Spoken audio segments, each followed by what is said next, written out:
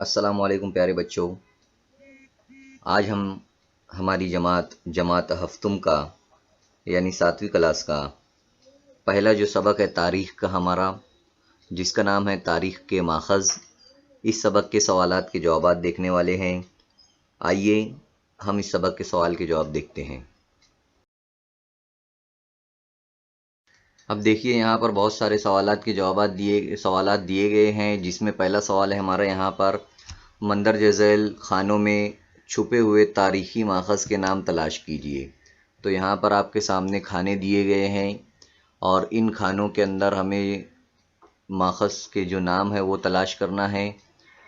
آپ لوگ جو ہے تو اس کی مشق کر بھی سکتے ہیں اسکرین شاٹ لے کر، اور ڈھونڈ بھی سکتے ہیں کتاب میں بھی جو ہے تو آپ لوگ اسے دیکھ سکتے ہیں۔ تو یہاں پر بہت سارے الفاظ ہمیں ملیں گے اگر ہم لوگ اس کو تلاش کرتے ہیں تو، جیسے آپ لوگ یہاں پر دیکھ سکتے ہیں پہلا جو ہے یہاں پر مسجد، تو آپ لوگ یہاں پر مسجد دیکھ سکتے ہیں۔ دیکھیے میم سین جیم اور دال، یہ مسجد جو ہے تو آپ لوگوں کو نظر آ رہا ہے۔ اسی طرح برتن، بے رے تے نون برتن۔ اسی طرح گیت ہے، گیت آپ لوگ تلاش کر سکتے ہیں۔ یہاں پر گیت جو ہے تو آپ لوگوں کو وہ بھی نظر آئے گا۔ یہ دیکھیے یہاں پر یہ گیت نظر آ رہا ہے آپ لوگوں کو۔ اسی طرح تاریخ لکھا ہوا نظر آئے گا آپ لوگوں کو، تاریخ۔ اور تصویریں دیکھیے یہاں پر یہ تصویریں جو ہے تو آپ لوگوں کو دکھائی دے رہی ہے، یہ تصویریں لکھا ہوا ہے۔ اس کے بعد کہانیاں لکھی ہوئی ہے۔ اس کے بعد مقبرے بھی آپ لوگ یہ دیکھیے سیدھے ہاتھ کی طرف، یہ مقبرے جو ہے تو یہاں پر لکھے ہوئے ہیں۔ تو اس طریقے کے الفاظ جو ہے تو تاریخ میں جو ہے تو جو تاریخ کے ماخذ ہے وہ ان کے نام ہے یہ سب۔ تو یہ ہم یہاں پر یہ جو کھانا ہے ہمارا اس کے اندر تلاش کر سکتے ہیں اور اس کو جو ہے تو آپس میں جوڑ بھی سکتے ہیں۔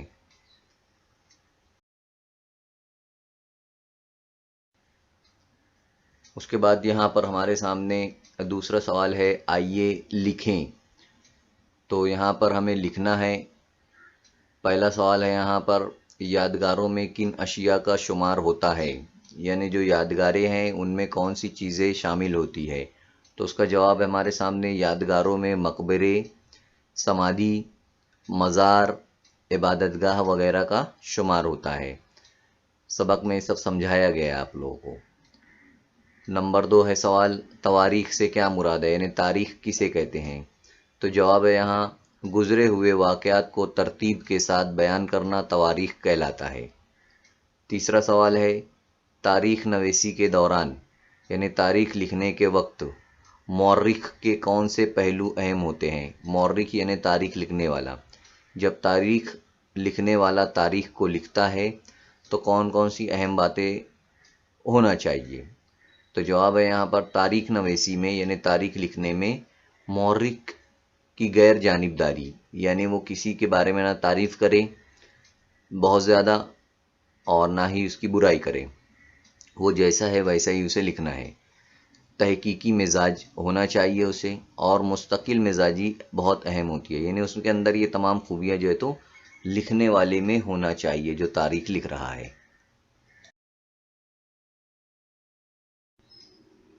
اس کے بعد یہاں پر تیسرا ہمارا بڑا سوال ہے، گروہ سے الگ لفظ تلاش کر کے لکھنا ہے۔ الگ لفظ جیسے یہاں پر پہلا دیا ہوا ہے، پہلے سوال کے اندر، مادی ماخذ، تحریری ماخذ، غیر تحریری ماخذ، زبانی ماخذ۔ تو یہاں پر 3 ماخذ جو ہے تو ہے، لیکن ایک یہاں پر ایکسٹرا دیا گیا ہے، وہ ہے غیر تحریری ماخذ۔ یہ تینوں سے میچ نہیں کرتا ہے، اس کے لیے جو ہے تو اس کو الگ کر دیا گیا ہے یہاں پر۔ اسی طرح دوسرا سوال ہے یہاں پر ہمارے اس میں، یادگاریں، سکے، غار اور کہانیاں۔ تو یادگاریں، سکے، غار اور کہانیاں، یہ ان کے چاروں کے اندر کہانیاں جو ہے وہ زبانی ماخذ ہے، جبکہ یہ تینوں جو ہے یہ مادی ماخذ ہے، تو اس کے لیے کہانیاں جو ہے وہ الگ ہے۔ اس کے بعد تیسرا سوال ہے اس میں، بھوج پتر، مندر، گرنتھ اور تصویریں۔ اب بھوج پتر، گرنتھ اور تصویریں یہ تینوں جو ہے تحریری ماخذ ہے، جبکہ مندر جو ہے وہ تحریری ماخذ نہیں ہے، یہ مادی ماخذ ہے، اس کے لیے اس کو الگ کیا گیا ہے یہاں پر۔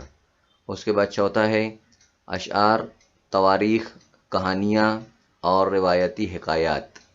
तो अशआर, कहानियाँ और रिवायती हिकायात ये तीनों ज़बानी माखज़ है, जबकि तवारीख इसके अंदर ये माखज़ नहीं है, तो इसको जो है तो अलग से लिखा गया है।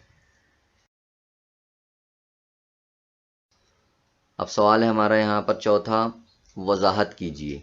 वजाहत जो है तो हमें कौन कौन सी चीज़ों की करना है, वो यहाँ पर दिया गया है। वजाहत मादी माखज़ की करना है, तहरीरी माखज़ की करना है और ज़बानी माखज़ की करना है। सबसे पहले हम लोग मादी माखज़ की वजाहत करेंगे। यादगारें, इमारतें, गारें, कुतबे, किले, सिक्के वगैरह को मादी माखज़ कहते हैं, जैसा कि सबक में भी आप लोगों को समझाया गया है। इन माखज़ के मुताले से हमें इस ज़माने की तारीख़ की मालूमात हासिल होती है, फ़न तामीर की तरक्की का इल्म होता है, इस अहद की माशी तरक्की का भी इल्म होता है। तो ये आप लोगों को स्क्रीन रोक कर या स्क्रीन शॉट लेकर जो है तो आप लोग सवाल के जवाब ये कर सकते हैं। अब हम दूसरा देखेंगे इसके अंदर, वजाहत के अंदर तहरीरी माखज़ के बारे में।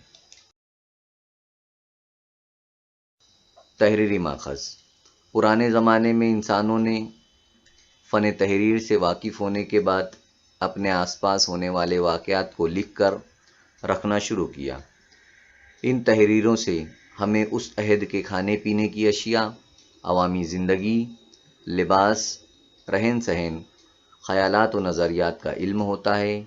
इन तमाम अशिया को तारीख़ के तहरीरी माखज़ कहा जाता है।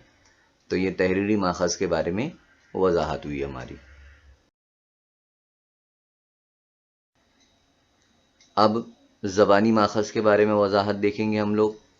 लोकगीत, सरगुज़श्त, शलोक, अभंग, पोवाड़े, कहानियाँ, कहावतें वगैरह तारीख़ के ज़बानी माखज़ हैं। इनके ज़रिए हमें उस दौर की अवामी ज़िंदगी का पता चलता है। ये लिख कर नहीं रखे गए थे, ये नस्ल दर नस्ल मुंतकिल होते रहते हैं। तो ये थे हमारे वजाहत तीनों, यानी मादी माखज़ के, तहरीरी माखज़ के और ज़बानी माखज़ के।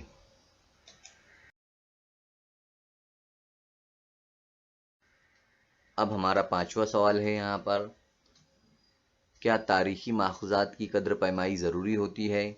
अपनी राय दीजिए। तो कद्र पैमाई का मतलब होता है उसकी जांच।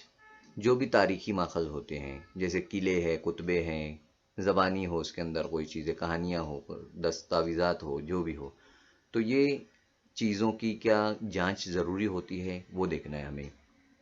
तो यहाँ पर जवाब है, तारीख़ का मतलब कहानियाँ बयान करना नहीं होता है। तारीख़ में बताए गए तमाम वाक़यात और बातें सच्चाई पर मबनी होती हैं। तारीख़ी वाक़यात के मुताला करते वक्त मुख्तलिफ़ माखज़ात की ज़रूरत होती है, लेकिन वो माखज़ात असली होना चाहिए। अगर कोई पुरानी चीज़ मिलती है तो उसकी छान पटक ज़रूरी होती है। ये आप लोगों को समझना है।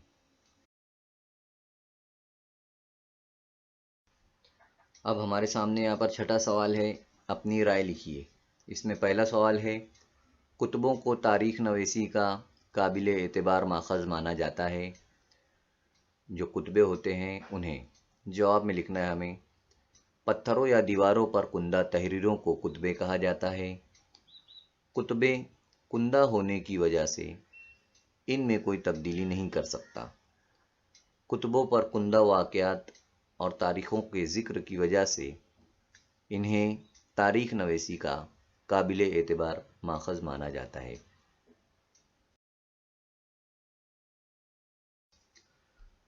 ज़बानी माखज़ दूसरा है, ज़बानी माखज़ की बुनियाद पर अवामी ज़िंदगी के मुख्तलिफ़ पहलू समझे जा सकते हैं। तो ज़बानी माखज़ के बारे में आप जानते हैं। ज़बानी माखज़ में अशार, कहानियाँ, लोकगीत वगैरह शामिल होते हैं। ये अदब ज़बानी तौर पर एक नस्ल से दूसरी नस्ल में मुंतकिल किए जाते हैं। इनके मुताले से पुराने ज़माने की अवामी ज़िंदगी के मुख्तलिफ़ पहलुओं को समझने में मदद मिलती है। तो यहाँ पर इस तरीके से जितने भी हमारे सवालात के जवाबात थे वो यहाँ पर ख़त्म होते हैं। आप लोगों को स्क्रीनशॉट भी लेना है और इसे रोक कर वीडियो को आप लोग जो है तो सवालात के जवाबात कर सकते हैं। इंशाअल्लाह ताला नेक्स्ट वीडियो में हम फिर मिलेंगे। अल्लाह हाफिज़।